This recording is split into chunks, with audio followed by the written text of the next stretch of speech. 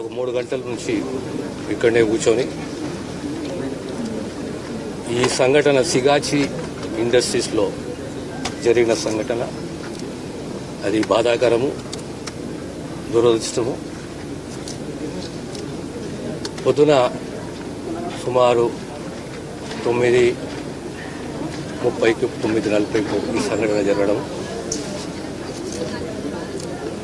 సంఘటన జరిగిన వెంటనే ప్రభుత్వ యంత్రాంగము స్పందించడము, కలెక్టరే కానీ, పోలీస్ యంత్రాంగమే కానీ, ఫైర్ డిపార్ట్మెంటే కానీ, ఎమర్జెన్సీ రెస్పాన్స్ టీమే కానీ అందరూ రావడము, క్షతగాత్రులని దగ్గరలో ఉన్న హాస్పిటల్కు తరలించడము. ఈ సంఘటనకు కారణం అనేది ఎందుకు జరిగింది అనేది అంత స్పష్టంగా చెప్పలేము. కానీ final product micro crystalline సెల్లోస్ powder అనేది వీళ్ళు తయారు చేస్తారు. సుమారు 40-45 సంవత్సరాల చరిత్ర, 65 మంది వర్కర్లు ప్లస్ జనరల్ షిఫ్ట్లో ఇంకో 25 మంది వారి పనిలో ఉన్నారు. ఈ సంఘటన జరిగినప్పుడు 3 అంతస్తుల బిల్డింగ్ కొలాప్స్ అయ్యి, మన అదృష్టం ఎంతమంది క్షతగాత్రులను అందరినీ కూడా హాస్పిటల్కి తరలించడం జరిగింది. ఇక లేటెస్ట్ ఇన్ఫర్మేషన్ ఏంటంటే ఆ తవ్వకాలలో ఇంకొక 4 బాడీలు దొరికినాయి, 12 బాడీలు దొరికినాయి. ఇంకా ఆ కార్యక్రమం కొనసాగుతున్నది. ప్రతి కార్మిక కుటుంబాన్ని, ఆ కార్మికుని ట్రీట్మెంటే కానీ, వైద్య సేవలే కానీ అందించే బాధ్యత ప్రభుత్వాన్ని మాది. ఎక్కడ కూడా నిర్లక్ష్యం అనేది ఉండదు. ఇంకొక 1-2 గంటల్లో పూర్తి సమాచారం వస్తుంది. ఎందుకంటే ఆ డెబ్రీస్ కెంచి, తవ్వకాలకెంచి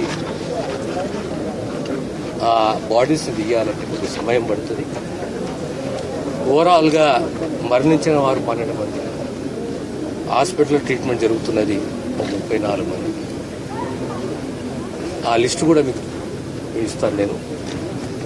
వారికి కంపెన్సేషన్ కానీ, గతంలో తెలంగాణ రాష్ట్రం ఏర్పడ్డ తర్వాత 9.5 సంవత్సరాలలో ఎప్పుడు కూడా ఓ కార్మికుడు మరణిస్తే అంత హైయెస్ట్ అనే కంపెన్సేషన్ ఎవరు ఇవ్వలేదు. మా ప్రభుత్వం ఇచ్చింది. మీ అందరూ తెలుసు గతంలో జరిగిన సంఘటన. కనుక ప్రతి కార్మిక కుటుంబాన్ని కాపాడుకునే బాధ్యత మాది. మరణించిన కుటుంబాలకు ప్రగాఢ సానుభూతి. దీన్ని రాజకీయం చేయకండి. కంట్రోల్ రూమ్ ఏర్పాటు చేశాము.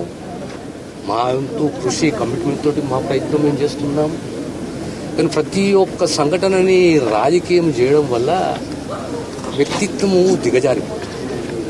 ఇప్పుడు రాజకీయాలకు, పార్టీలకు అతీతంగా మనం అందరం ఉండి ఆ కుటుంబాలకు బాధ్యతగా ఉండాలి.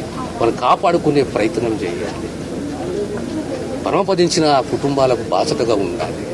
కానీ ప్రతి అంశాన్ని రాజకీయం చేస్తే అది హుందాతనం కాదు, మంచిది కాదు అనే విషయాన్ని మీకు తెలియజేస్తూ, ఆల్రెడీ మేము ముఖ్యమంత్రి గారితో 2 సార్లు మాట్లాడాము. వారు ఎప్పటికప్పుడు సమాచారాన్ని అందించని చెప్పిన యంత్రాంగం సమాచారాన్ని అందిస్తున్నది. మళ్ళీ ఇప్పుడు హాస్పిటల్కి పోయి వాళ్ళు పరామర్శించి తిరిగి మళ్ళీ ఇటుకు వచ్చి చివరిగా ఏం జరుగుతుందని కూడా ఒక రిపోర్ట్ రూపంలో మీరు మీడియాకే కానీ ముఖ్యమంత్రి గారికి తెలియజేస్తున్న విషయాన్ని మీ ద్వారా తెలంగాణ ప్రజలకు తెలియజేస్తున్నారు. సార్ మొత్తం ఎంతమంది ఉన్నారు సార్ ఆ టైంలో incident? I have told you 63 is the one batch. Okay. General batch is about 25. So ఈ సంఘటన చాలా మంది బయటకు వచ్చేసారు. కనుక ఇప్పుడు మన దగ్గర ఉన్న సమాచారం ఓవరాల్ 46లో 12 మంది చనిపోయారు, 34 మంది ట్రీట్మెంట్. సో ఇంకా వీఆర్ హోప్ఫుల్ దట్ ఇంకేమి ఉండవు అనేది విశ్వసిస్తున్నాను. కానీ కంప్లీట్ లేదు సమాచారం ఇస్తున్నాం. నేనే ఉన్నాను కదా, పొద్దున్న నుంచి నేనే కూర్చున్నా కదా. ఎందుకు కూర్చున్నా? 11:30 కూర్చున్నాను నేను. పరిశ్రమలో ఫస్ట్ షిఫ్ట్ లో దాంతో పాటు జనరల్ షిఫ్ట్ మొత్తం కలిపి 140 మంది ఉన్నట్టు స్థానిక నాకున్న సమాచారం ఏంటి అంటే 65+25 నాకున్న సమాచారం. ఎక్కువ ఉండొచ్చు, తక్కువ ఉండొచ్చు. నాకున్న సమాచారం నేను చెప్తున్నా కదమ్మా. We will identify the people. Let the final list come. We will give it. ఏమంటున్నాం, we're not technical experts to comment. మంత్రి గారు ఉన్నారు, మనకి రిపోర్ట్ వస్తుంది, మీకు ఆ రిపోర్ట్ని అందిస్తాం. సో మనం ఊరికేనే ఊహాజనకంగా మాట్లాడడం మంచిది కాదు. పాషా మైలారంలో ఏదైతే దుర్ఘటన జరిగిందో మంత్రివర్యులు దామోదర్ రాజనరసింహ గారు మొదలే ఇక్కడ రావడం జరిగింది. ఈ సంఘటన అయిన తర్వాత 15 నిమిషాలలో కలెక్టర్ గారు, ఎస్పీ గారు ఇక్కడ రావడము, ఒక వార్ రూమ్ పెట్టడము, ఈ సంఘటన ఎందుకు అయింది, అందరూ ఎవరైతే ఈ సంఘటనలో ఎఫెక్ట్ అయినారో వీళ్ళందరికీ హాస్పిటల్ పంపించడం. ఎందుకంటే ఇలాంటి సంఘటనలో ఎక్కడైతే బ్లాస్ట్ వలన బిల్డింగ్ కూలిపోయిందో చాలామంది దాంట్లో బర్న్స్లో ఉన్నారు. వారందరికీ ఎగ్జాషన్లో, అంటే ఊపిరి తీసుకోవడానికి కష్టంలో ఉన్నారో వాళ్ళందరికీ ఆక్సిజన్ ఇచ్చే అవసరం ఉంది. సో ఇమ్మీడియట్లీ అథారిటీస్ అందరు కూడా ఎవరైతే ఎఫెక్ట్ అయినారో 34 మందిని ఇమ్మీడియట్లీ హాస్పిటల్స్ని షిఫ్ట్ చేయడం జరిగింది. 12 మంది ఐసీయూలో ఉన్నారు. వాళ్ళందరికీ కూడా వెంటిలేటర్ పైన పెట్టడం జరిగింది. ఎక్కడ కూడా ఇక్కడ హాస్పిటల్స్లో వెంటిలేటర్ తక్కువ లేదు. ఎవరైతే నిజంగా అవసరమో వాళ్ళందరికీ వెంటిలేటర్ పైన పెట్టడం జరిగింది. అంటే వీళ్ళందరూ 12 మంది కూడా, ఈ 8 మంది +4, ప్రొద్దున 8 మంది చనిపోయినారు, ఇప్పుడు 4 బాడీస్ దొరికినాయి. అంటే 12 మంది చనిపోవడము. తర్వాత ఈ 12 మంది ఎవరైతే క్రిటికల్గా ఉన్నారో వాళ్ళందరికీ కూడా రెస్పిరేటరీ సిస్టమ్ కొంచెం ఎఫెక్ట్ అయింది. So they are in a very critical state of affairs. Burns కూడా వారికి 70-80% బర్న్స్ అయినాయి. So very difficult situation for this 12 people.